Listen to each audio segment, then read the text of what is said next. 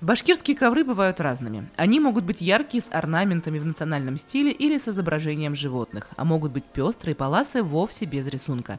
Их делают в основном из шерсти. Обычно башкиры ткут несколько полосов 50-60 сантиметров, а потом сшивают их в большие полотна. Раньше такими коврами застилали лошадей и накрывали юрты. В самой юрте тоже все было из ковров – стены, пол и кровати. Если бы не ковры, то жилища кочевников башкир больше походили бы на деревянный корпус без стен и потолка. Небольшими коврами укрывались, их же использовали как подушки. Жизнь башкир-кочевников была очень тесно связана с паласами.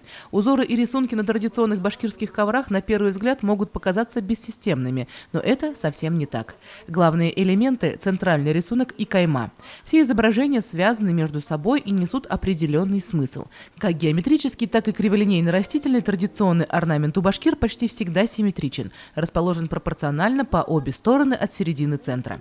Центральная линия – это основа жизни. Цвета в башкирских коврах очень важны. Красный символизирует огонь и тепло, желтый – изобилие, богатство и солнце, черный – землю и плодородие, зеленый – свет вечной зелени, белый – чистоты помыслов и миролюбия, синий – небо и свободолюбие, а коричневый – старости и увядания.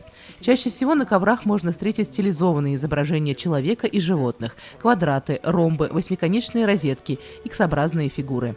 В целом, башкирские паласы – это одно из явлений национальной башкирской культуры, отразившее ее своеобразие и специфические черты. Издревле они являлись символом семейного очага, уюта и гостеприимства во всех башкирских семьях, а также свидетельствовали о принадлежности к определенному роду. Познакомить всех с этой частицей культуры башкирского народа решили посредством конкурса под названием «Башкирские паласы». Его участниками могут быть все желающие – жители города Сибай и близлежащих районов Башкирского Зауралья, предприятия и учреждения. Возрастных ограничений нет. Участники конкурса выставки самостоятельно организуют доставку предметов. Один палас или коллекцию паласов до 17 августа 2020 года в Сибайский историко-краеведческий музей по адресу город Сибай, проспект Горняков, 45. Принимаются шерстяные паласы различных эпох и видов, в хорошей сохранности, размером не менее 2 на 2 метра. По представленным материалам будет организована конкурс-выставка в день проведения праздника и юбилея города. Прием заявок проводится с 20 июля по 1 августа, экспонатов с 10 по 17 августа. Елена Афанасьева, Роман Корнев, телекомпания СТВ.